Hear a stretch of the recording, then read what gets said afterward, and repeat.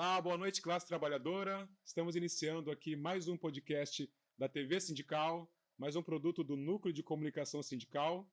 E hoje a gente vai falar da famigerada reforma trabalhista, que completa 8 anos agora no mês de julho. E vamos abordar aí temas relacionados a ela, o que ela trouxe de malefícios e benefícios por um lado, para uns e malefícios para outros. E para falar sobre esse assunto, trouxemos aqui uma pessoa muito especial, gabaritada para isso, que é a doutora Elizabeth Couto, advogada trabalhista há mais de 40 anos e que veio aqui com a gente divagar sobre esse assunto tão importante e relevante na vida da classe trabalhadora. Boa noite, doutora Elizabeth. Boa noite, João. Boa noite. Satisfação recebê-la aqui hoje para falar sobre esse assunto tão pertinente à classe trabalhadora e que mexe com a vida da classe trabalhadora até hoje, né? A satisfação é minha, total. Pode acreditar, porque se tem uma coisa que eu gosto de falar é sobre o trabalho, de uma maneira geral, né? E com o enfoque sempre para o trabalhador, porque eu acho que o trabalhador é sempre o esquecido, né? Na nossa sociedade. Então, acho que está na hora de a gente começar a fazer alguma coisa, movimentar para que o trabalhador esteja bem melhor protegido do que ele vem sendo. Sem dúvida. E a reforma é um demérito, né, para o nosso legislativo, mas enfim. Exatamente, Elizabeth. Agora no mês de julho a gente completa 8 anos de reforma trabalhista, né? Promoveu-se aí um discurso na época muito positivo, né? Que haveria melhoras absurdas, aumento de emprego, aumento de salários, melhores condições, inclusive, da relação entre o trabalhador e as empresas, né? E nesses 8 anos a gente identificou muita coisa que na prática não foi aquilo que se foi vendido, né? E eu queria que você falasse um pouco sobre isso. Na verdade, é a mais absoluta verdade. Foi vendida uma ideia absolutamente falsa de que a reforma viria trazer benefício, não trouxe benefício a ninguém. E mais à frente eu vou contextualizar, inclusive, que nem para a própria empresa houve benefício, se nós formos pensar de uma maneira mais racional. Mas para analisar a reforma trabalhista, a gente tem que analisar o momento político em que ela veio. Há algum tempo já vinha uma pressão muito grande do empresariado brasileiro, no sentido, isso na época em que a Dilma ainda era presidente, já vinha uma posição muito forte do empresariado no sentido de que era preciso primeiro afastar sindicatos, permitir que o trabalhador negociasse diretamente com o empregador dele, porque eles entendiam que o sindicato atrapalhava, na verdade, a negociação individual com o trabalhador. Com isso, o prejuízo era total para a empresa, enfim. Isso foi um momento propício, né? O nosso legislativo, ele não conseguia um contato maior com a presidente Dilma na época. Ela foi impeachada, assume Michel Temer, e no espaço de 6 meses nós tomamos uma primeira penada em março, que foi a terceirização prática, foi legalizada a terceirização do trabalho na atividade fim, que já foi um mau negócio para o trabalhador, e logo em seguida é aprovada de forma absolutamente, inesperada a legislação que hoje muitos ainda intitulam não de reforma trabalhista, mas de deforma trabalhista. Então, o momento político era propício para isso. Foi aprovado e o legislativo entendeu, vinha acenando com a possibilidade de um crescimento para o trabalhador, maior poder de negociação com o empregador. Isso é uma irrealidade, isso não existe, né? E a gente está aí, às voltas, com uma legislação que mais tirou direitos. Até o presente momento eu não vi nenhum direito conferido efetivamente ao trabalhador, mas vi que o empresariado se reforçou, o empregador se reforçou. Agora parece que as coisas tendem a se estabilizar novamente. Eu acredito firmemente nisso, porque o próprio empregador está vendo hoje que muitas coisas que foram adotadas ali, na verdade, representaram um tiro no pé. Hoje ele não tem mais a mão de obra à disposição dele. Isso foi um tiro no pé. Fizeram de tudo para não valorizar lá atrás. Exatamente. Eles Então, mesmos se você não desvalorizaram. é valorizado, você vai buscar um caminho alternativo para você, e que era a mão de obra, vamos dizer, com a remuneração menor, ele foi buscar uma sobrevivência melhor. E hoje eles não têm a mão de obra à disposição. Então, foi um tiro no pé. E a gente encontra isso, essa escassez em todas as categorias, né? Sim, Não em é todas uma as específica, categorias. são todas Em as todas as categorias, a gente vê essa categorias. reclamação. E, por outro lado, quer dizer, aquilo que já existia na reforma, que era a questão, vamos dizer assim, daquele trabalhador que, tecnicamente, ele já era mais autônomo, os profissionais liberais, de uma maneira geral, e tal. Esses trabalhadores que não apreciavam essa, né, o poder de ingerência do empregador, etc. E tal, hoje eles são os que mais se submetem ao comando do empregador, Ironicamente. ironicamente. Ironicamente. E Beth, isso se dá. A reforma trabalhista, uma das grandes críticas a ela foi que ela se deu a toque de caixa, né? Sim. Não houve diálogo, né? Porque quando você vai fazer uma mudança estrutural tão forte como essa, você tem que chamar vários setores da sociedade, discutir, né? Para justamente como uma negociação salarial, por exemplo. Você discute com o patrão e chega-se ao acordo ali. Não houve isso, né? Não. Foi de um lado só do empresariado, só do mercado, deixaram as entidades sindicais, os movimentos sociais, os trabalhadores de lado e fizeram a reforma segundo o objetivo deles. E aí você acaba de dizer que eles acabaram colhendo agora no futuro, não tão longe, inclusive, o lado ruim, né, dessa reforma que inicialmente era só para os trabalhadores, mas que agora se viu também que se voltou para os empregadores também, né? Sim. Por conta da falta de mão de obra que tem hoje. Sim. Eles acreditavam, inclusive, que o dito que ficou mais gravado, né, para o empresariado, é que quando o negociado prevalece sobre o legislado, é melhor, né? E efetivamente é. Não era na oportunidade, né? Porque a reforma, uma das coisas que ela determinou foi exatamente o rompimento, vamos dizer assim, com a obrigatoriedade do imposto sindical. E com isso eles tiravam recursos dos sindicatos, enfraqueciam.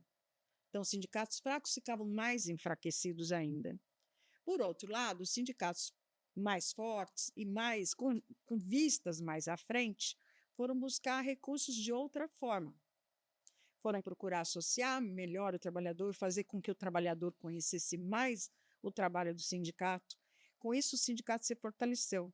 Então, num primeiro momento, na negociação, na mesa, o que se via era a empresa tentando extinguir todo tipo de benefício que vinha sendo admitido nas convenções coletivas anteriores. E ele estava fortalecido para isso. Só que hoje o que se vê é exatamente o contrário, né? Hoje é mais impositiva a presença dos sindicatos numa mesa de negociação. É lógico que depende dos sindicatos, né? De sindicatos bem geridos, enfim, que têm por objetivo proteger o trabalhador, eles sentam uma mesa de negociação de forma absolutamente diferente. Então, hoje o empresariado aprendeu que tem que respeitar essa negociação coletiva. Então, aquilo que começou para eles, o mote, o negociado vai prevalecer sobre o legislado, com a intenção de romper com diversos direitos trabalhistas, está acontecendo exatamente da forma oposta. Vem acontecendo da forma oposta. E por quê? Por conta de uma atuação mais vibrante, mais voluntariosa mesmo do movimento sindical. E vem sendo, tanto a cada medida tenta se enfraquecer o sindicato, mas na medida em que eles tentam enfraquecer, o sindicato se fortalece. É isso que eles também continuam sem entender. Pode-se dizer que o sindicalismo vem sendo resistente, então, aí você vem resistindo bem. Sempre foi, né, Ju? Sempre foi. Sempre foi. Eu contei para você que quando eu comecei no meio sindical, de uma forma meio estranha, meio transversa até, eu ainda era estagiária, já começava no direito penal, porque a minha área de atuação no começo meu xodó era o direito penal. Por circunstâncias outras, acabei me separando do direito penal, vamos dizer assim. Mas eu fugia do Fórum Criminal para assistir negociações, para assistir palestras, para assistir movimento mesmo dentro do sindicato dos metalúrgicos, ali próximo ao Fórum Criminal, quando o Joaquinzão falava. Quer dizer, meu primeiro elemento sindical foi o Joaquinzão, foi o exemplo para mim. E, assim, eu acho que eu era a única mulher e a única estudante de direito que estava ali. E, embora minha área de atuação não fosse meu objetivo, essa área foi a área que eu me apaixonei mesmo. E eu acho que é o sindicato mesmo que cria condições para o trabalhador crescer, para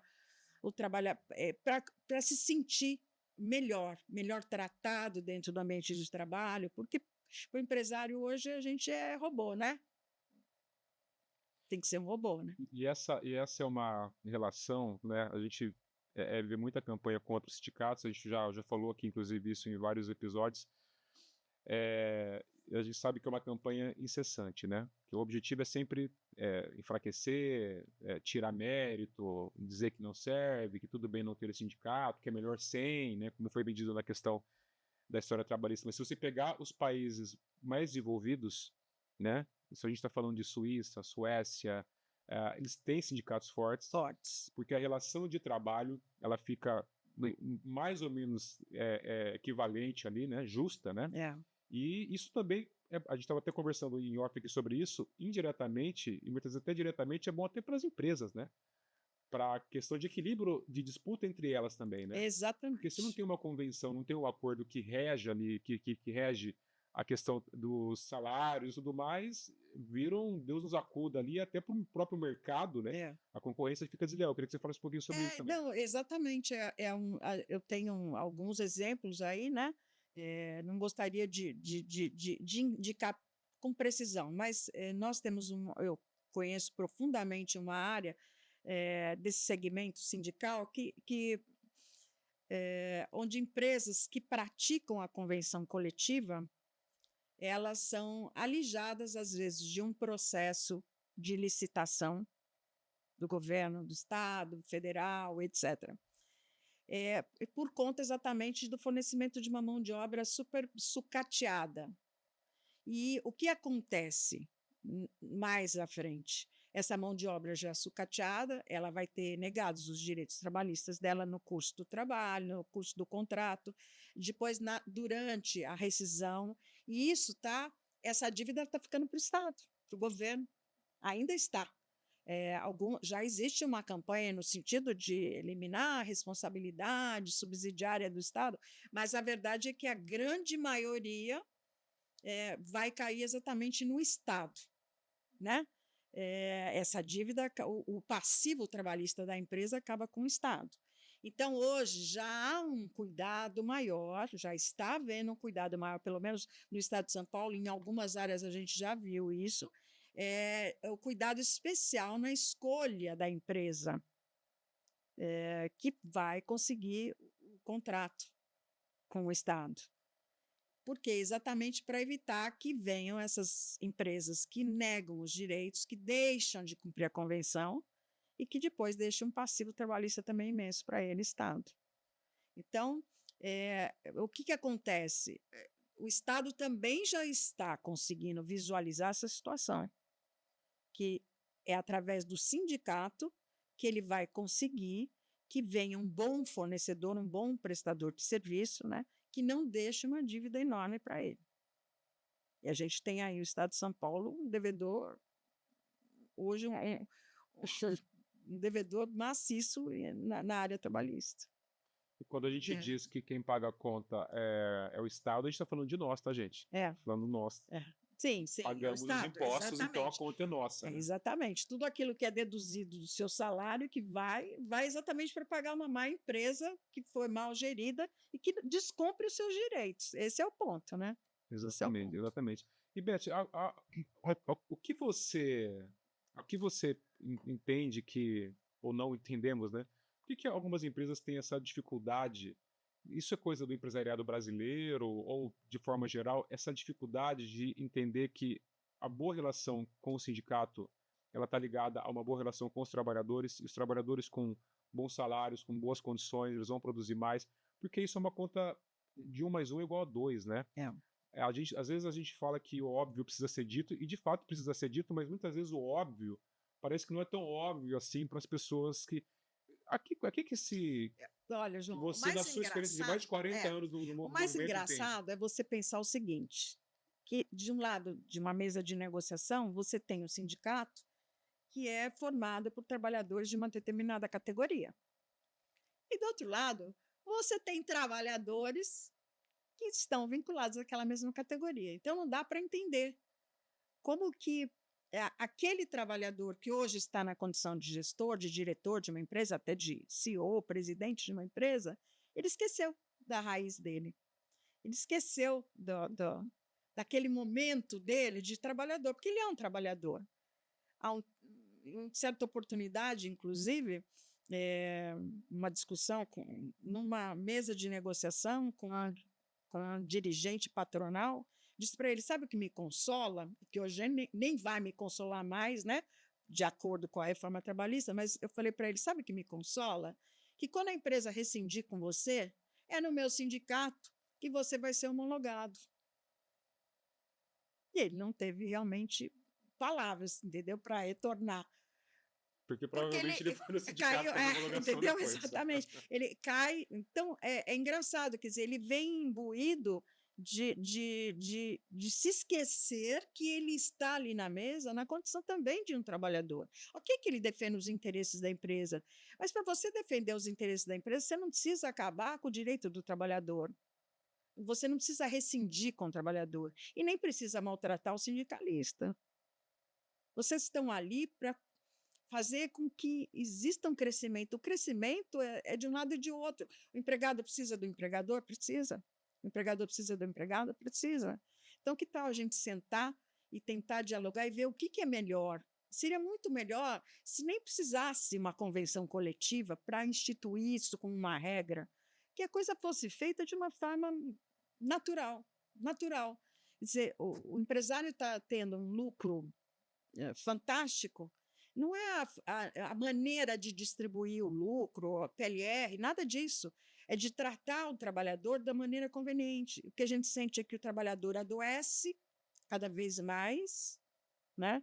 Pelas condições de trabalho, ele vem sendo robotizado em algumas situações, vem sempre aquela ideia de que ele pode ser substituído por uma máquina, então ele vai trabalhar de outra forma, ele vai aceitar jornadas extensas, prescindindo da própria saúde dele.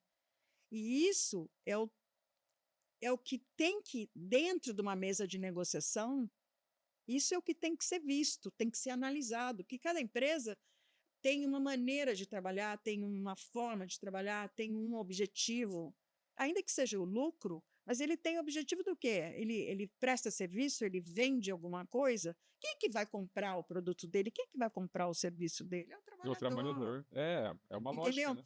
Então, eu acho que ele tem que parar e pensar de uma maneira mais correta, mais justa, mais honesta com ele mesmo, né? Não é trazer o trabalhador só para o benefício dele, trazer o trabalhador para que o próprio trabalhador possa usufruir daquilo que ele fornece. Senão não tem lógica. Não faz sentido. É a lógica, e aqui um progressista sindicalista vai usar um termo de um dos maiores liberais, aí, ou capitalistas, digamos, que foi Henry Ford, Sim. Que quando ele iniciou a linha de produção, né, foi a primeira linha de produção da história, ele tem aquela frase que é famosa até hoje, eu preciso produzir veículos que os meus trabalhadores possam comprar. Né? E parece que essa lógica ela não se aplica hoje, ou eles não conseguem entender isso. Como é que eu vou produzir um produto se eu não valorizo os meus trabalhadores, e não valorizo eles em relação a salário e benefícios? Como é que ele vai ter poder de compra para comprar o meu produto? A conta, uma hora ela não vai fechar, né? E às vezes a gente vê essa dificuldade. E aí eu não sei, Beth, aí você me ajuda na sua experiência de mais de 40 anos no movimento. A gente vê hoje muitos herdeiros, né, tomando conta de empresas que era da família e tal.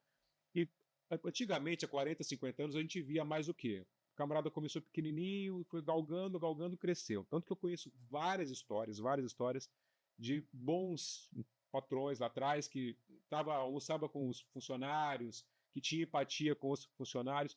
Hoje a gente vê muito pouco isso, né?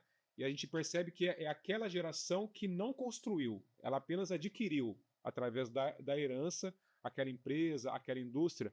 Então, pode-se dizer que essa geração, por não ter construído o que o avô fez lá atrás, o que o pai fez lá atrás, há 40, 50 anos atrás, e que entendia melhor ali o chão de fábrica, a relação com os trabalhadores, isso influencia na relação deles com os trabalhadores hoje, por não ter essa empatia de não entender melhor a classe trabalhadora, a origem dela. Pode-se dizer que isso também é parte disso ou não? Sim. Com toda certeza. Eu conheço vários casos. Eu vou contar assim brevemente. Há algum tempo atrás, eu atuei na área do transporte rodoviário de carga. E era a única multinacional do transporte aqui no Brasil. O presidente era um ex-caminhoneiro.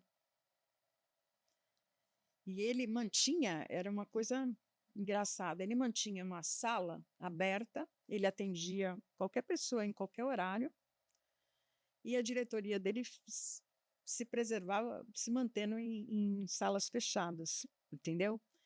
Isso vale também para aquele que veio, exatamente como você falou, de um núcleo familiar que começou lá, uma fábrica lá atrás, e que essa fábrica foi crescendo por conta do avô, o filho robustece ainda mais, e aí vem o neto e assume, né? Ele está completamente distante da realidade. Ele é o diretor dessa empresa de transporte. Ele se tranca na sala dele, ele vai se cercar de profundos conhecedores da área de gestão, de planejamento, etc. e tal. E aí o que acontece? Ele está distante do trabalhador e ele está distante da realidade do mercado também. Ele não conhece o chão de fábrica, mas ele não conhece o mercado também. E ele compra aquilo que o planejamento passou para ele. Que é frio, né? Que é absolutamente frio. O que acontece? E eu espero que não, mas porque a gente, como eu disse, o trabalhador precisa também da empresa. Nesse caso específico dessa transportadora, que era a única multinacional, ela faliu. Sabe por quê? Porque esse presidente foi afastado na época por uma questão do conselho. Então, vamos ter aqui que o pai foi afastado, porque ele era velho, ele não entendia que hoje o mercado era diferente, etc. e tal. E a comissão que assumiu essa empresa se distanciou do trabalhador completamente, contrataram gestores de uma área que não era do transporte de carga, mas de uma área financeira, porque o que interessava era o lucro. E essa área financeira, por desconhecer o produto que ela tinha na mão, ela conseguiu falir uma empresa, que era a única multinacional de transporte no Brasil. Quer dizer, era uma empresa imensa, era enorme. Ela tinha na Europa, tinha nos Estados Unidos, como eu disse, é uma multinacional. Só aqui ela faliu. Só aqui. Então, isso é o que acontece, exatamente. O neto, o bisneto, enfim, aquele que se distanciou do trabalhador, se distanciou da mão de obra dele e só se municiou de conhecimento de mercado. Técnico apenas, né? De mercado, eu nem vou falar técnico, de mercado.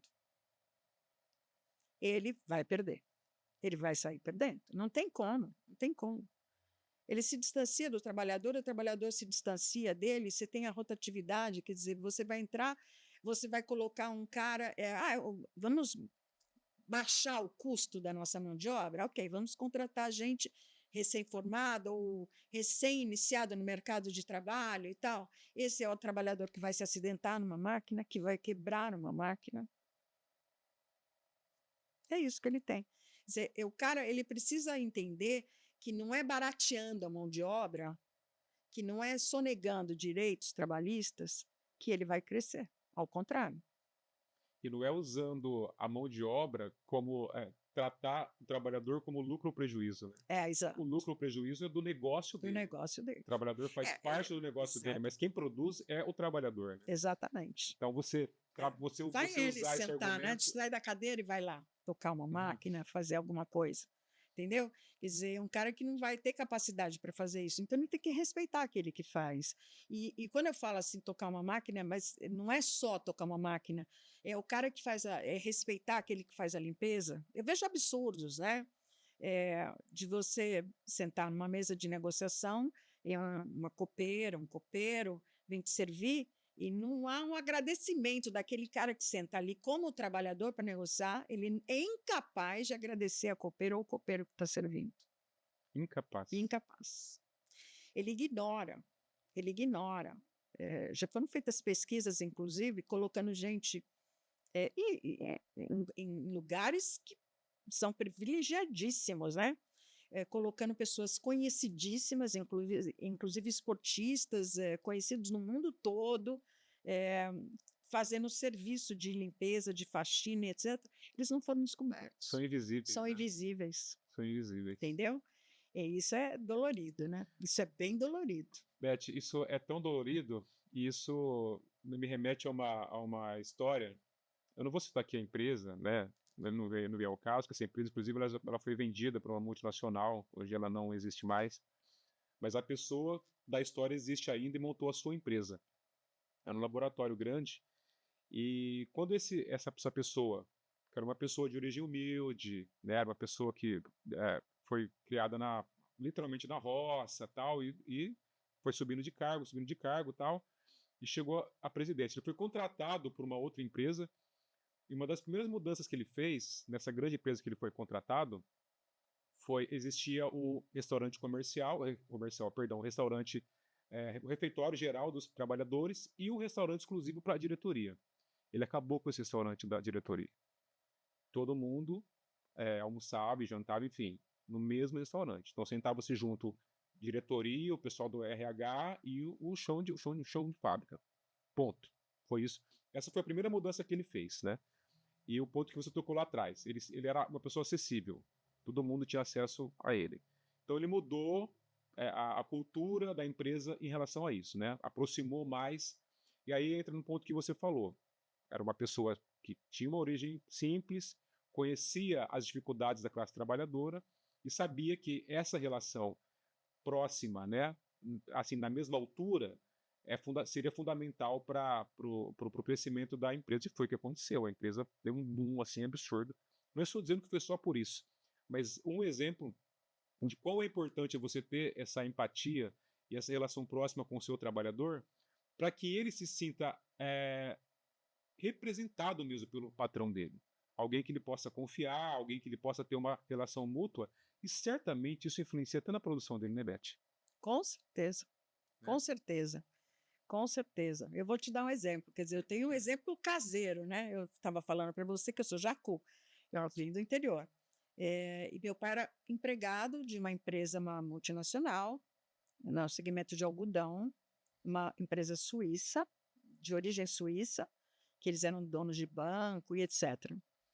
E meu pai era gerente de uma usina. Eu nasci literalmente dentro da usina, literalmente. E aí meu pai foi transferido para outra usina deles também, para uma outra cidade próxima, uma cidade no fim do mundo praticamente, uma cidade com 9 mil habitantes, considerando o pessoal do sítio, né? E quando a gente tinha por volta de uns 7, 8 anos, mais ou menos, na usina, não sei se você teve um prazer estar numa usina de algodão, que é uma coisa maravilhosa. O algodão é bárbaro, ver tanta plantação como a colheita, ver tudo. Mas ele vem numa sacaria e ele deixa pequenas farpas na sacaria que ele vem, depois de colhido. E os filhos dos trabalhadores da usina é que limpavam isso. E aí meu pai, ele nunca determinou nada para a gente nesse sentido, mas ele falou, olha, vocês poderiam ajudar também. Ainda eu me lembro que eu perguntei, mas a gente vai receber também? Ele falou, não, vocês não. Mas os outros estão lá. Ele falou, os outros estão lá porque estão ajudando o pai. Eu falei, mas a gente está ajudando você. Ele falou, então tá bom, vai, eu vou pagar vocês também, mas eu vou pagar metade. E aí, então, quando a gente chegava da escola, meu irmão, minha irmã e eu era menor, nós íamos ajudar a limpar a sacaria.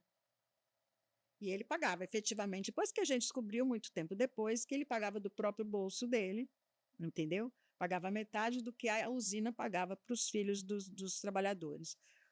Mas era uma maneira de integrar, porque ele falava, independentemente de eu ser o gerente ou coisa assim, é preciso que o trabalhador sinta que também o filho do gerente está envolvido nisso. porque alguns se ressentiam de ver um filho ali de 7, 8 anos, porque machuca a mão, machuca mesmo, deixa a mão toda enferida, entendeu? E o filho de 7, 8 anos estava ali trabalhando. Então, meu pai pensava o seguinte, falou, olha, você tem que dar o exemplo. Não é porque você está numa posição um pouquinho melhor que você não vai dar o exemplo.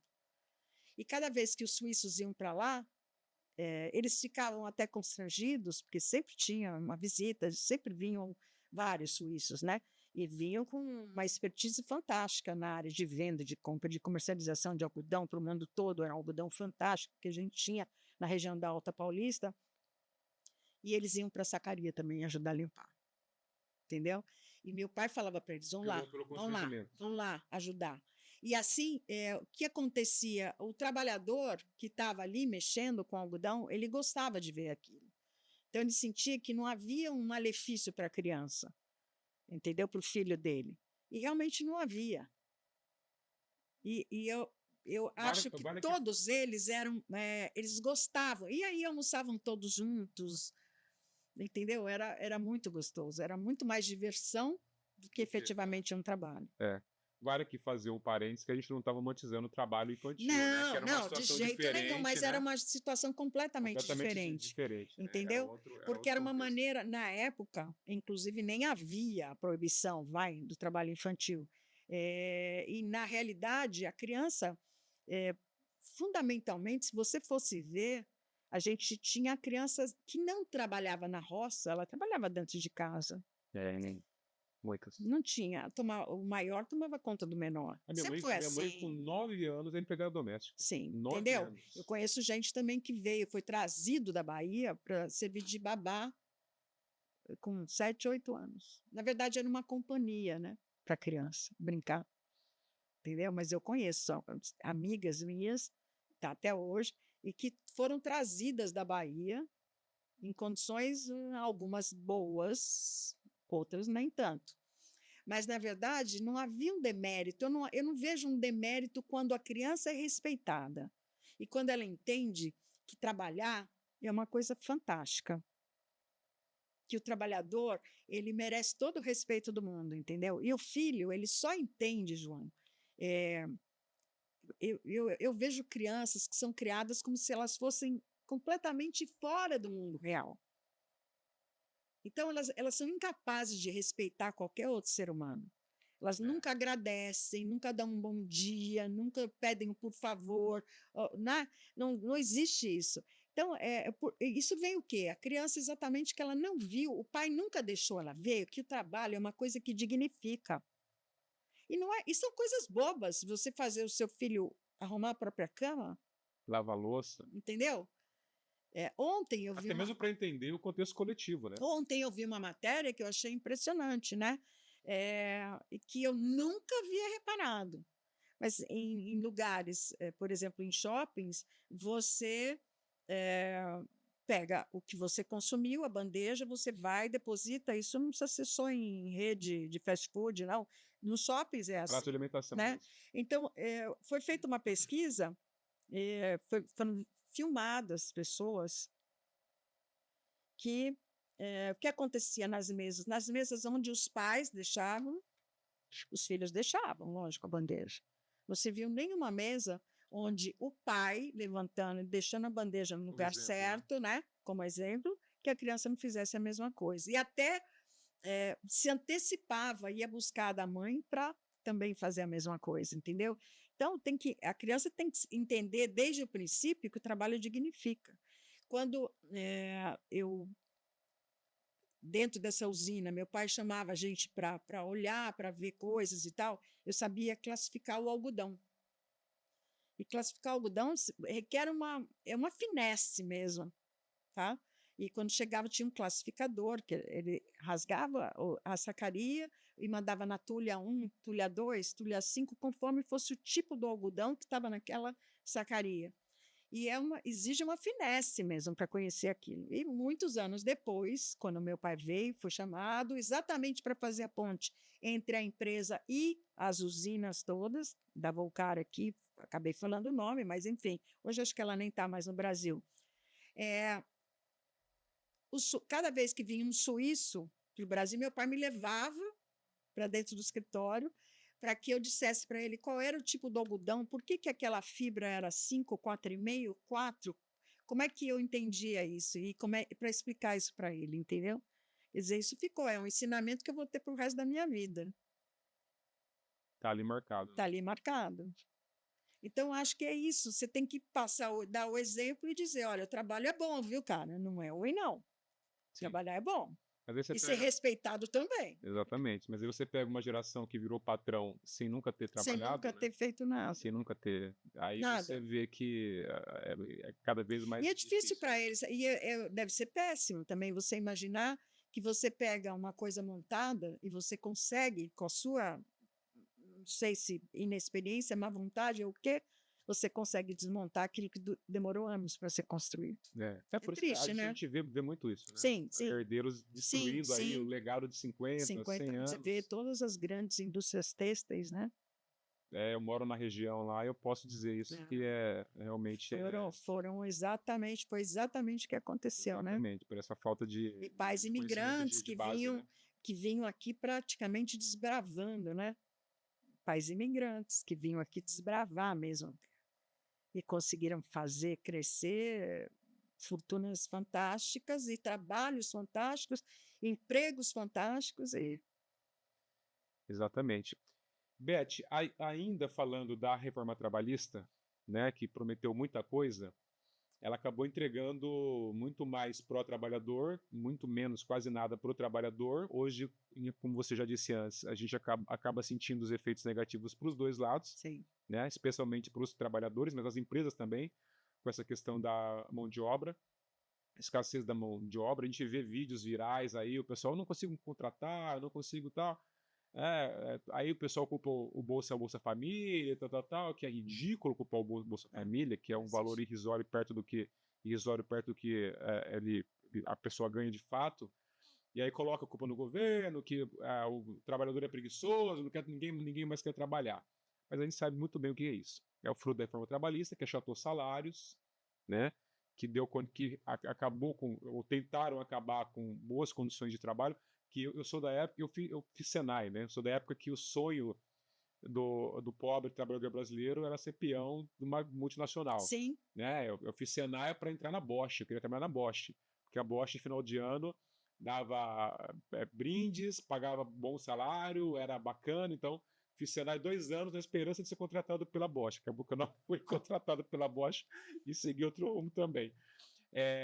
Mas a gente vê que essa relação, inclusive o Paulo Ritz, presidente do Sintercamp, teve aqui no último episódio, e ele citou isso, que hoje não tem... Antigamente tinha aquela coisa do empregado usar o crachá da empresa com orgulho, trabalhava 10, 15 anos, tinha uma relação, tinha uma ligação muito mais forte com a empresa, né? Hoje já não tem mais isso. Hoje se busca outras soluções de renda para complementar aquela que ele tem no salário dele. E aí entra também uma questão importante, que é a uberização, né? Que a reforma trabalhista trouxe. Que a falsa ilusão de que você, trabalhando por conta, você é o empreendedor da sua vida, e que você, trabalhando por conta, sem registro, sem estar na CLT, você vai ganhar mais. Eu quero que você fale sobre isso, só que antes, eu puxei um dado aqui, que eu fiz a lição de casa, viu, Beth? O ganho médio de um Uber líquido, ganho líquido, tá? Para os haters, defensores do Uber aí, da uberização de plantão, o ganho médio líquido é em torno de R$ 2.500 no Brasil, tá? Trabalham em média 70 horas por semana. 70 horas por semana, ganho médio R$ 2.500 líquido. O ganho médio do trabalhador CLT no Brasil, puxando os dados aqui também, o ganho médio, tá? No Brasil, em torno de R$ 3.300. Então, só aí é fácil fazer a conta, né? Que é a ilusão, a pejotização. Esse ponto, que eu quero que você fale sobre isso. E aproveitando na mesma pergunta, a curto, a médio e a longo prazo, a questão da pejotização também vai interferir na aposentadoria desses trabalhadores.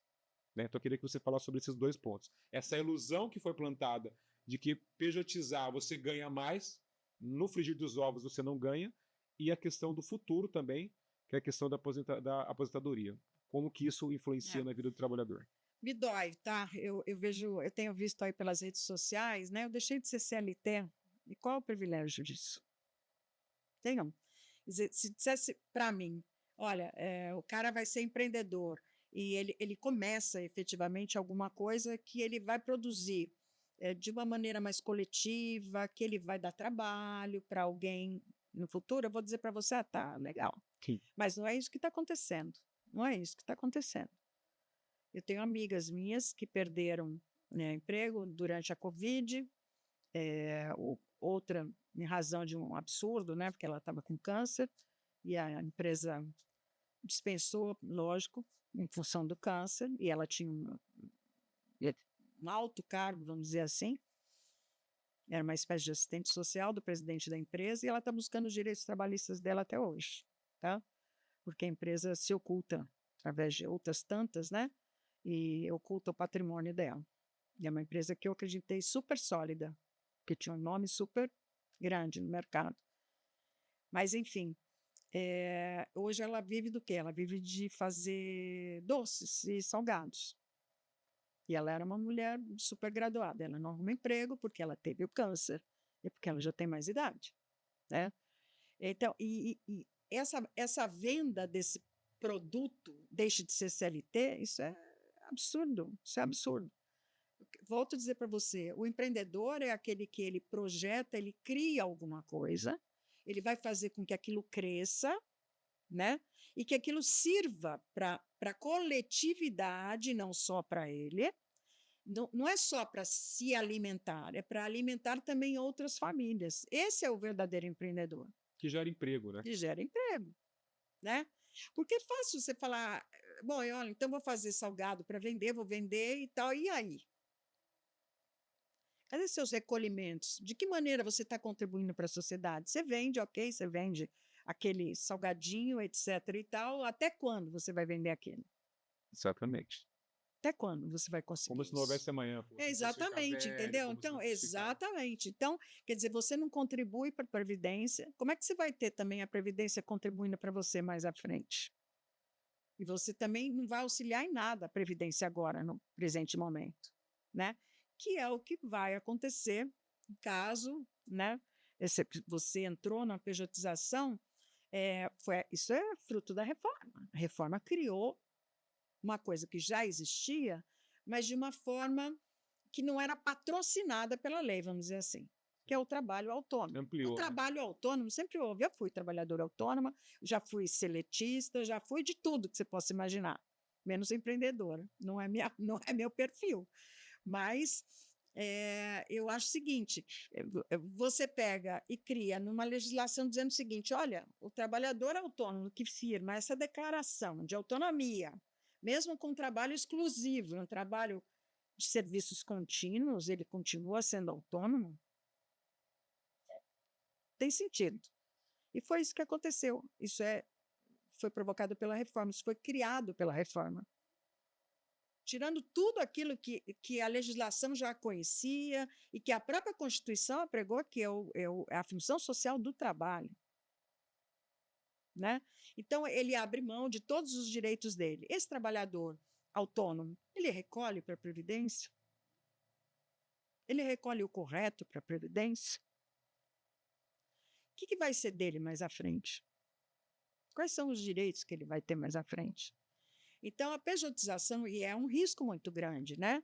Ou isso que vem aí pelo Supremo, que está na mão do ministro Gilmar Mendes, acredito que ele tem uma série de fatores aí que a pejotização, da maneira como vem sendo processada, porque isso se tornou uma imposição, né, da empresa para algumas funções num primeiro momento.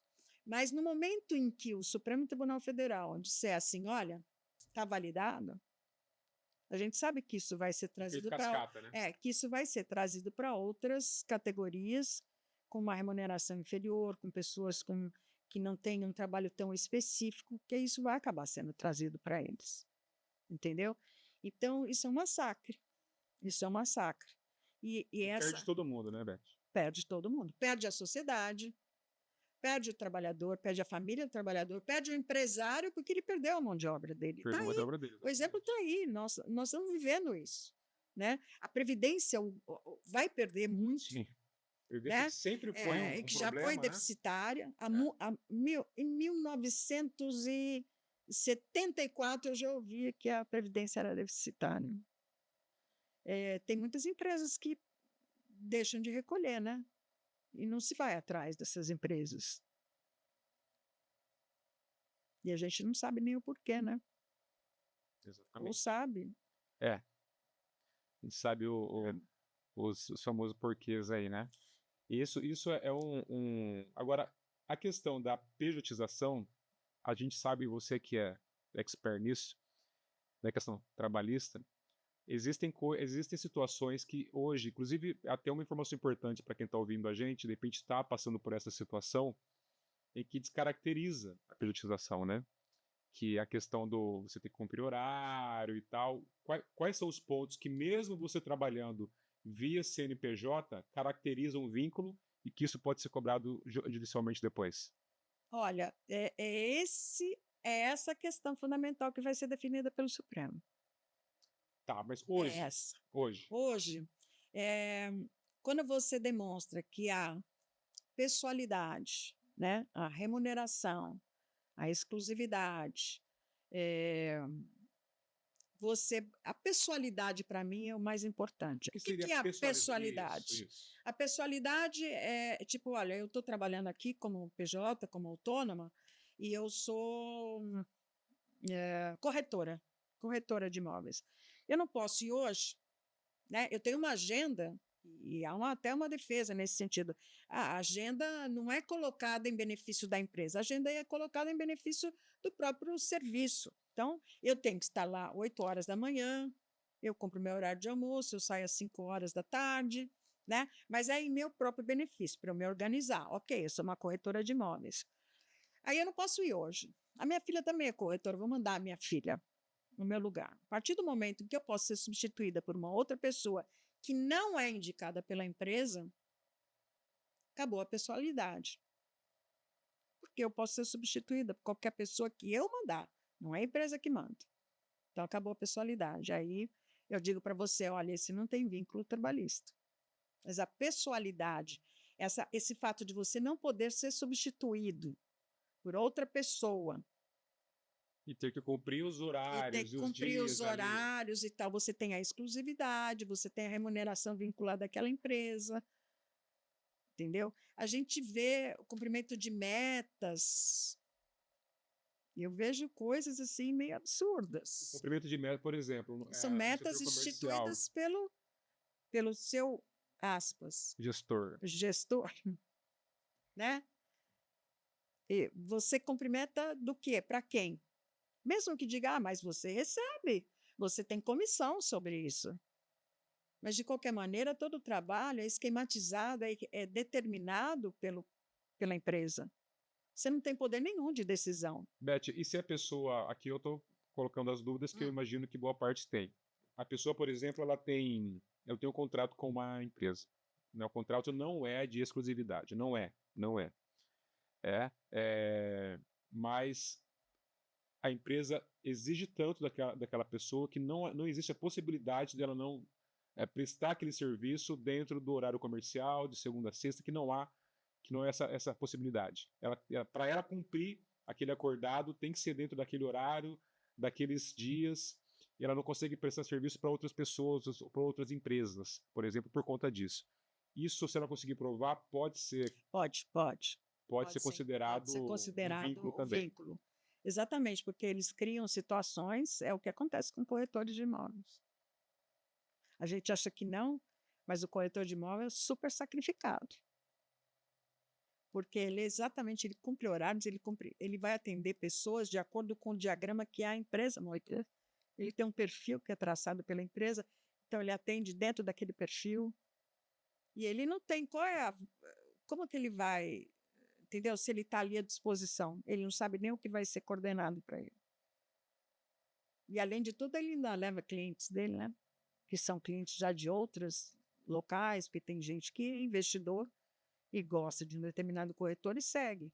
E aí eles tentam se valer exatamente desses clientes que eles têm.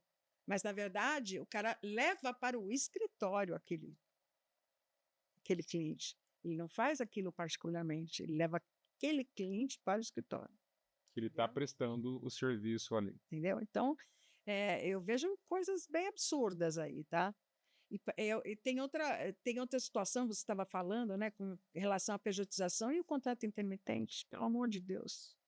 É uma Não, isso é aberração, não, né? isso é uma criação mental de algum cara que é louco, não dá para Filho de entender. chocadeira, né? Filho de Não chocadeira. faz for sentido. E assim, eu acho que esse cara se tivesse assim, pena de morte no país, mereceria, o cérebro que criou isso mereceria a pena de morte, juro.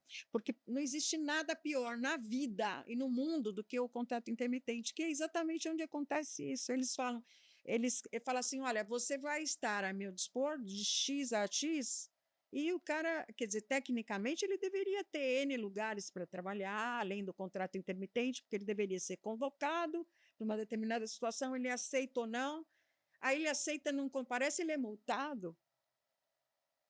É uma coisa tão absurda o contrato intermitente que até agora todo mundo está tentando entender o que significa, em que condições isso pode ser aplicado, entendeu? Eu até tinha alguma ideia que isso pudesse ser aplicado, por exemplo, a garçons que atuam em final de semana, que atuam em eventos especiais, né? Ele não perde a chance de trabalhar em outros lugares, mas ele vai finais de semana ou eventos à noite, né? Isso, perfeito. Então, para mim, funcionaria ali, mas é o único lugar que eu vejo. Mas eu estou vendo aplicar o contrato intermitente da maneira mais criminosa possível, porque essas pessoas não têm direito algum, nada, nada. E, Beth, se você pega uma cidade como São Paulo, por exemplo, que o trabalhador leva 2, 3 horas para chegar ao trabalho, mais 2, 3 horas para chegar em casa, se ele trabalhar meio período, né, por esses... Ele já perdeu outro meio período útil dele nesse transporte, Sim. não vai ter como trabalhar em outro lugar. Não tem. Ele vai trabalhar em um lugar para ganhar menos, para ganhar... Exatamente, é uma realidade toda nossa e hoje já não é só nossa, né? Algumas cidades do interior aqui que são grandes, tipo Campinas, o Ribeirão, Jandiaí, você vê, é difícil, né? O transporte é difícil sempre, em qualquer lugar hoje, né? O trânsito é terrível em qualquer lugar. E aí você tem um trabalhador que perdido. É absurdo. Não, e assim, o pior de tudo é que ele acha que ele está sendo protegido. Não há recolhimento. O recolhimento que se faz, não se conta para esse trabalhador que tem o contrato intermitente, que ele também tem que fazer o recolhimento junto à Previdência, entendeu?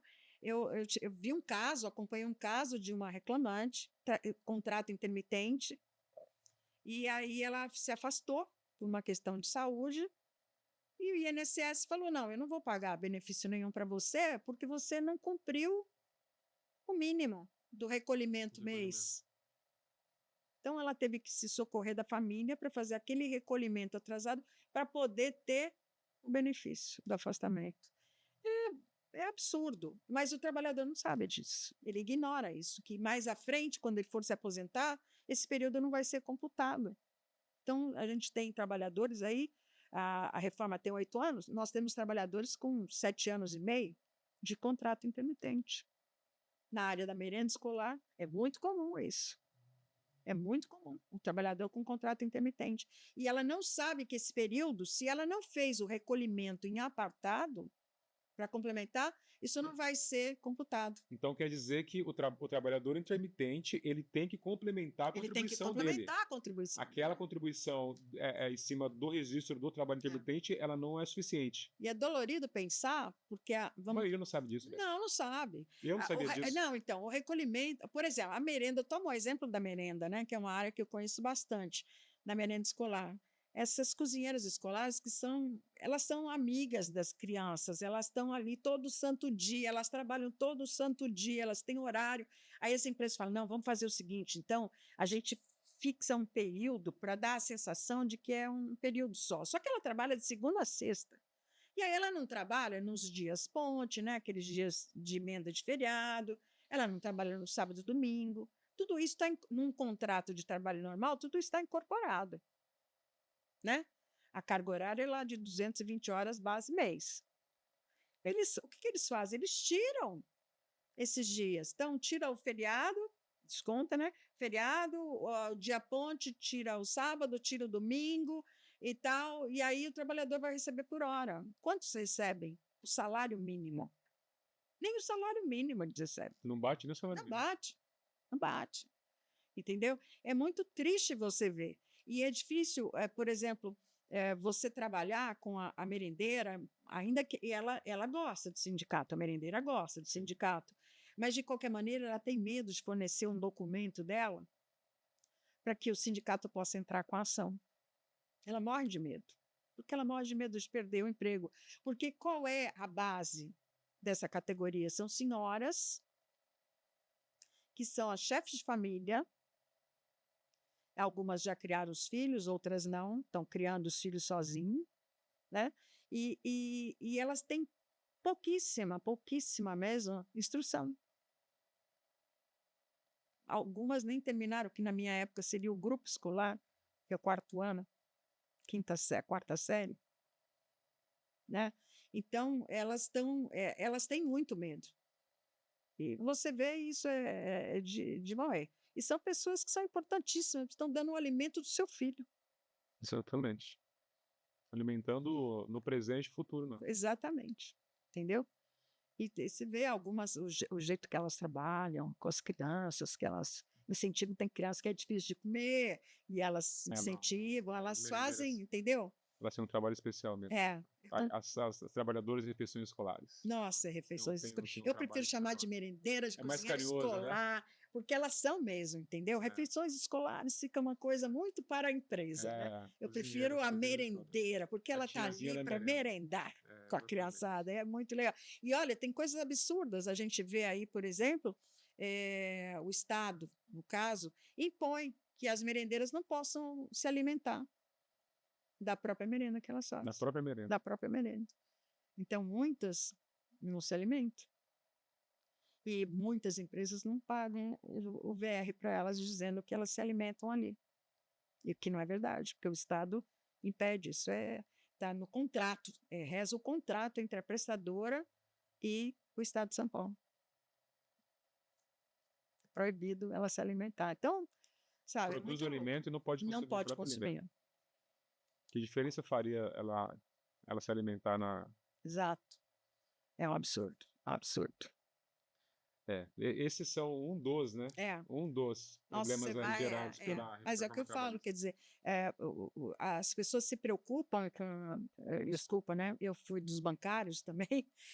As pessoas se preocupam com bancários, se preocupam com ferroviários, químicos, que eu acho ótimo. São importantes também, né? Sim, mas são classes, são categorias que têm uma boa defesa, uma boa gestão há muitos anos, entendeu? Mas o pessoal de asseio e conservação, o pessoal da alimentação mesmo, de refeições coletivas, refeições escolares, é muito triste, é muito triste. Eu fico indignada. É sempre preciso que a justiça tome a dianteira de determinadas coisas que o legislativo deveria tomar e não toma. Que é a questão, por exemplo, do trabalhador do lixo. Né? Usar um protetor solar, usar luva.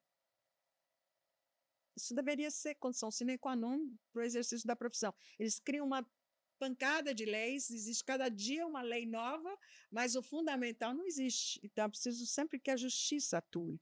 E isso é uma outra coisa que a reforma trabalhista objetivava terminar, que é a justiça do trabalho. E quase que eles conseguiram, quase.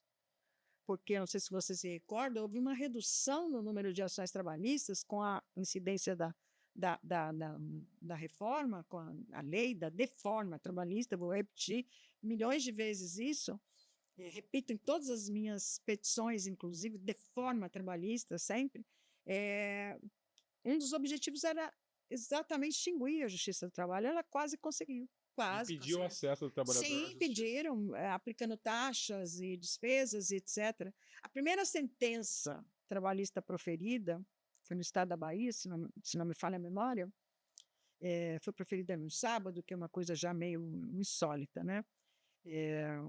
Acho que a pessoa não estava de bom humor naquele final de semana, e ela determinou, era uma bancária, a bancária teria direito a receber R$ 35.000 e pagaria entre itens de pedidos que ela não havia obtido a procedência, que ela havia perdido no processo, R$ 75.000 de honorários, de taxas e despesas.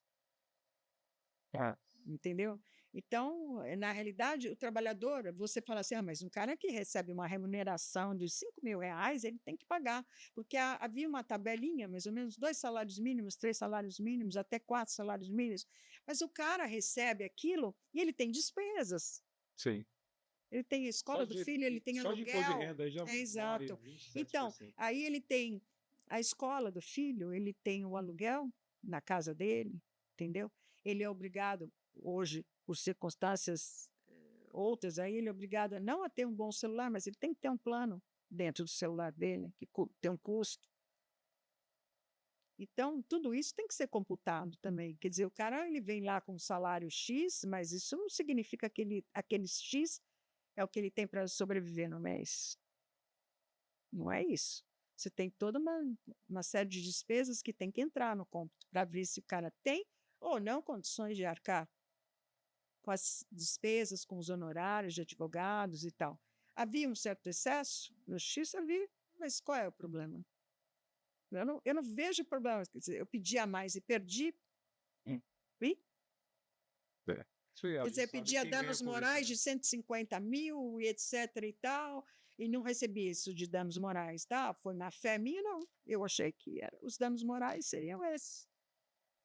E qual é o prejuízo? Eu tive negado esse pedido e vou pagar sobre ele? Não tem lógica. É uma penalização porque eu requeri uma coisa. Quer dizer, e a empresa tem também? Você sabe que não é resíduo. Então, para cada pedido que for deferido, você dobra ou paga 50% a mais? Não tem isso. Sabe que o objetivo era para que menos ações trabalhistas exatamente. E o que aconteceu? E você via aqui o Fórum Trabalhista em São Paulo, em todas as cidades que eu fui, eu já visitei o Brasil todo. O Fórum Trabalhista era fervilhante sempre, em todos os sentidos, entendeu? E aí era até interessante, sociologicamente falando, é bem interessante ali, porque ali está o patrão, o empregado, ali tem ranço, ali tem. Nossa, tem uma série de coisas, mas se aprende muito ali. No dia a dia. E de repente você estava às moscas da justiça. Sinal que muita injustiça está acontecendo. Exatamente. Né? Exatamente. Entendeu? Isso. Porque o Poder Judiciário, e isso é uma coisa que as pessoas têm que entender, o Poder Judiciário é o último muro que tem entre o arbítrio, tá, e o seu direito. É o Poder Judiciário que vai resolver. Onde houver arbítrio, onde houver arbitrariedade, onde houver a maldade, é o Poder Judiciário que vai resolver. É por isso que eu sou advogada. Por isso que eu acho que a gente tem que levantar essa bandeira sempre. Juiz comete erro? Comete. Lógico, comete. Todo mundo comete. Ele não é para ser canonizado, ele é só um juiz. Sim. Né? Mas, dentre os erros, muita coisa pode ser sanada. Para isso tem instância superior, para isso a gente tem Brasília, né? A gente tem vários passos. E não adianta a gente massacrar ministro e tal. Se a gente não tem direito, é a justiça que vai dizer se nós temos ou não o nosso direito. Ponto. Entendeu? Tem que respeitar. Uma decisão de um juiz tem que ser respeitada. Tem que ser observado. A gente teve exemplo recente, agora com relação àquele cão de serviço, né? Isso é um trabalho da justiça. Parou uma companhia inteira? Parou. Teve prejuízo essa companhia? Teve. Por quê? Porque ela não cumpriu uma ordem judicial. É isso que as pessoas têm que entender. Que a justiça está aí para ser feita e observada. E quando ela errar, ela vai ser sanada, ela vai ser corrigida de uma maneira ou de outra. A gente teve exemplos recentes de erros que foram sanados através da justiça internacional. Foram sanados. Foram observados e devidamente sanados aqui. Entendeu? Então, eu acho isso. Tem que deixar na mão da justiça mesmo. É a justiça que faz crescer.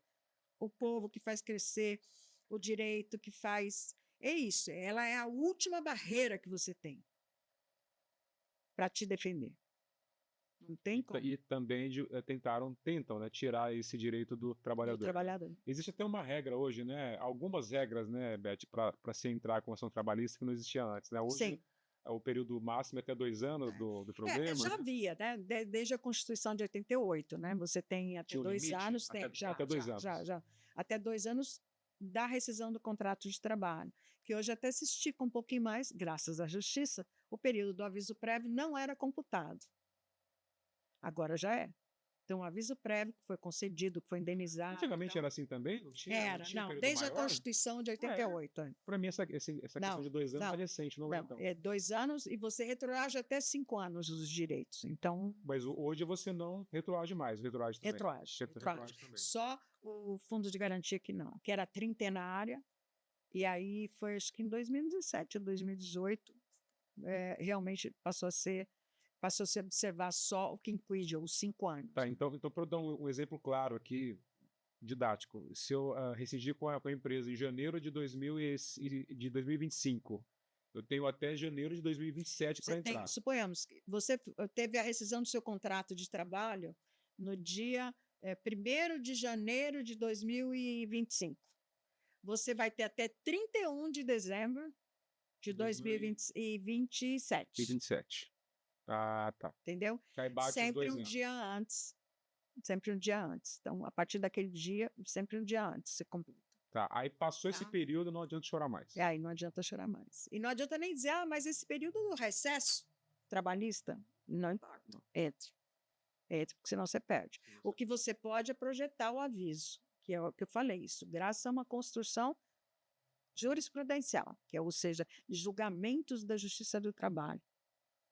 Porque antes, há também hoje já, isso é uma coisa que foi muito boa, hoje você, por uma série de circunstâncias, você não pode ingressar, por exemplo, no caso dessa moça que teve o câncer, ela, por conta do câncer, uma medicação muito forte, etc., ela entrou com um protesto, chama-se protesto judicial, para impedir o curso da prescrição. Por quê? Porque ela não tem condições agora, físicas, de pegar a documentação dela, de ir para um advogado e contar toda a história dela para poder ingressar com essa ação trabalhista.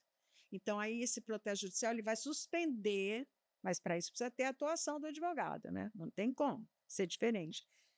Para suspender esse período em que ela está em tratamento, e aí, quando for dada a alta para ela, aí sim ela poder ingressar com a ação trabalhista. Mas são casos raríssimos, raríssimos. Eu vi 2 até o presente momento que foram deferidos. Um em razão de saúde, dos 2 em razão de saúde.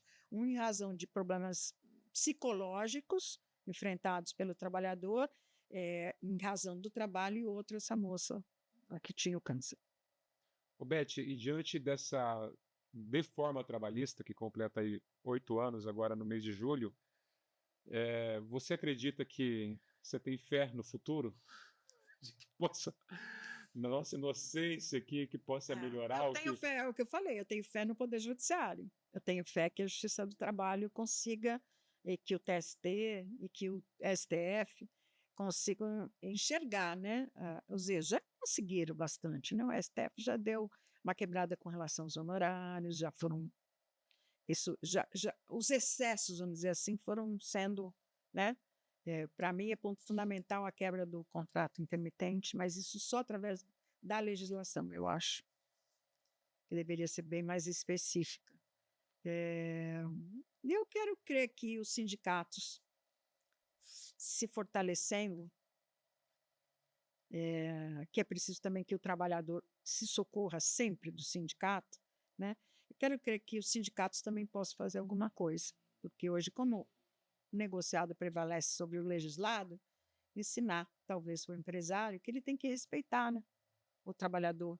E o trabalhador não tem só os direitos que são assegurados por lei, mas outros direitos que ele, empregador, vai olhar no negócio dele, vai ver e falar: isso daqui é legal para o meu trabalhador. Ele vai fazer uma ginástica corporal, porque o trabalho dele exige, entendeu? Ele vai ter uma área de descanso onde, Digna. sabe?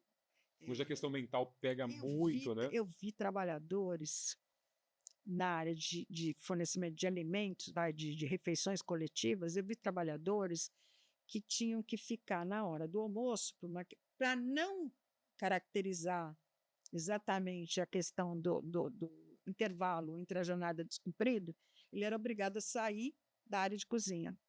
E não tinha outra área para ele. Então, ele ficava num corredor, aspas, né?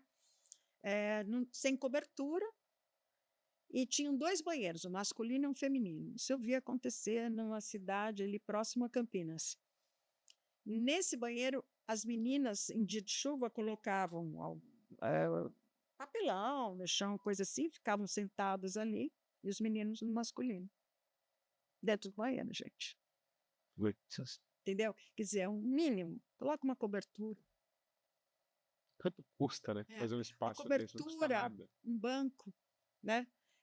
Outro dia, no clube que eu frequento, inclusive, eu fui inquirir uma das garçonetes e falei assim, e o almoço? Depois do almoço? Ela falou, não, a gente tem uma sala de descanso. Foi uma sala de... Não, a gente tem um lugar para ver TV, tem um lugar para a gente ler, tem um lugar para a gente jogar. A gente pode jogar pebolim, pode jogar cartas, pode jogar, enfim, tem uma série de joguinhos lá que estão à disposição. E como os estofados são bons, a gente acaba dormindo mesmo. Eu falei, bom, então tá certo. Tá ok. Tá ok. Mas é raro lugar você encontrar isso nos lugares. É muito raro, muito raro. E é o mínimo, né? Bom, então a gente não pode perder a fé, né? Não. E nem a esperança. Não, pelo amor de Deus. Pelo amor de Deus, só tem a única coisa que a gente tem. Né, é exatamente isso. A fé é a esperança para a gente ir para frente. Eu acredito sempre, entendeu? E a gente está aí para brigar por isso, né? Então, é isso. O advogado está para brigar, você está para brigar, todo mundo está para brigar. E o próprio trabalhador tem que entender a força dele. Sim. Né? Exatamente, ele se una com os outros trabalhadores, ele vá, se socorra do sindicato, se socorra da justiça, se socorra de advogados, entendeu? Sem falsas promessas, porque existem advogados e advogados, tem advogados que vêm com falsas promessas.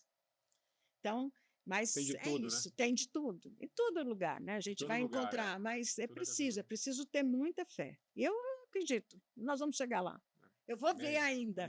Eu vou ver isso. Eu ainda vou ver. Principalmente o contrato intermitente espanado da nossa legislação. Esse eu quero ver. E assim, só reforçando, eu gosto sempre de falar isso aqui, porque as pessoas elas têm uma ideia errada do movimento sindical. Elas têm uma ideia que o movimento sindical está aí para destruir empresas, para prejudicar empresas. E é o contrário. Né? O movimento sindical precisa que as empresas se fortaleçam, sejam fortes, competitivas, gerem empregos, porque um depende do outro. Se não tiver trabalhador, não tem sindicato. Agora, o trabalho dos sindicatos é voltado para que haja equilíbrio nessas relações e que nessas relações a defesa do trabalhador, do laboral, é o sindicato. Então, entenda uma coisa, ninguém aqui é contra a empresa. Muito pelo contrário, eu desejo que o Brasil se reindustrialize. Né? Perdeu muitas indústrias, que criem-se mais indústrias e mais empregos, e gerem mais emprego, mais qualidade de vida, mas isso não pode ser feito sem fiscalização, sem ter o contraponto do sindicato, que de certa forma até ajuda as boas empresas nisso. Porque se eu tenho uma concorrência equilibrada ali, que uma boa empresa cumpre o seu papel, paga corretamente, segue a comissão coletiva, segue os acordos coletivos, e uma outra empresa que não faz nada disso, essa empresa ruim aqui, ela está atrapalhando a empresa boa. Né? A empresa que trabalha de forma correta, ela é prejudicada pela empresa que trabalha de forma incorreta. Então, e o sindicato está aqui, acaba ajudando o trabalhador, que é o seu a principal defesa é o sindicato, e indiretamente a empresa que faz o bom trabalho. Pera lá, o camarada que faz o mau trabalho, ele está levando vantagem sobre mim. Ele não paga direito de salário, ele não paga o FGTS, ele não dá condições de trabalho digna e tá no mercado. E eu pago tudo isso eu estou concorrendo com esse cara que tem menos despesa que eu, de forma ilegal. Então, eu entendo o sindicato como um defensor dos trabalhadores e que ajuda a equalizar até a concorrência de vocês, empresários, no mercado. Eu tenho isso em mente que vai dar bom, começa a dar bom. E tem o sindicato como parceiro, não como inimigo, que não é inimigo. Né? O sindicato está aqui para defender a classe trabalhadora e não quer extinção de empregos, muito pelo contrário, quer cada vez mais empregos, que é bom para todo mundo. Né, Beth? A imprensa contribuiu para esse tipo de visão, né? De visão do trabalhador, né? E eu lamento realmente, porque o que eu falei, a justiça está aí para te garantir, né? Que você não sofra o arbítrio de um empregador, etc. Mas o caminho é sempre via sindicato, para exatamente você não precisar sequer recorrer ao Poder Judiciário. Né? Quando o sindicato atua de uma forma equilibrada, como você falou, senta a uma mesa para negociar, para conversar e tal, com uma empresa decente, a conversa flui. E você chega sempre num consenso e é sempre benefício. Você pode ver, essa empresa tem pouquíssimas ações trabalhistas, porque ela segue a legislação. A outra, ela vai ter sempre. E o trabalhador vai estar sempre descoberto por ela, porque ele não recebe sequer o do mês, que dirá as verbas rescisórias dele. Exatamente. Entendeu? Então, quando o sindicato encontra uma empresa dessas, e às vezes a gente faz até uma investida pelo sindicato numa empresa que ela não é legal com o trabalhador, a primeira coisa que ela faz é impedir o sindicato de conversar com o trabalhador dela. Então, o trabalhador, fique atento, porque a empresa que não permite que você converse com o seu sindicato, a empresa que determina que você assine uma carta de oposição para não ter descontos junto ao sindicato, essa empresa não é legal. Ela não quer o seu bem. Pode acreditar nisso. Pode acreditar nisso. E é verdade. Porque, na realidade, o sindicato está lá para brigar por ele. Então, quando a primeira barreira que você encontrar, João, você já sabe que aquela empresa não é séria. Exatamente. Já sabe. Quando a gente liga com uma empresa e fala, olha, a gente vai fazer uma visita assim, não, pode vir, se quiser hoje, pode vir, se quiser marcar, pode agendar, a gente já sabe que ali a gente não vai ter problema. Agora, quanto mais ela quer esconder, e aí fica o recadinho para você que adora fazer cartinha de oposição, entregar no sindicato, quando o bicho pegar, essa cartinha de oposição, você está abrindo mão do sindicato, né, Beth? Está abrindo mão de todos os seus direitos. Isso já houve até uma sentença nesse sentido, viu? Aqui em São Paulo, foi reformada posteriormente, mas já houve uma sentença nesse sentido, que o trabalhador que assina a carta de oposição, ele não tem, ele abriu mão de todos os direitos que o sindicato conseguiu para ele. Então, se conseguiu um reajuste além da inflação, mais um aumento real, se conseguiu um benefício, porque, gente, é preciso que se entenda que a maior parte dos benefícios hoje que o trabalhador tem não é criação da lei, não. É movimento sindical. Pode acreditar nisso. Alguns até viraram lei, como foi o 13º, mas na maior parte das vezes é briga sindical. É através do sindicato que você tem esse benefício da cesta alimentação, enfim, tem inúmeros direitos que eu não sabia. Assistência médica. Você tem, olha, hoje já é tão difícil até colocar, mas isso é tudo foi obtido via movimento sindical de muitos anos, tá? Sedimentou agora, mas isso é briga antiga, bem antiga. E quando você faz a cartinha de oposição, abriu mão de tudo isso e saiu da empresa, precisou do apoio do sindicato, você abriu mão disso lá atrás, tá? E por um valor ínfimo às vezes de mensalidade, né? Perto daquilo que o sindicato ele pode oferecer.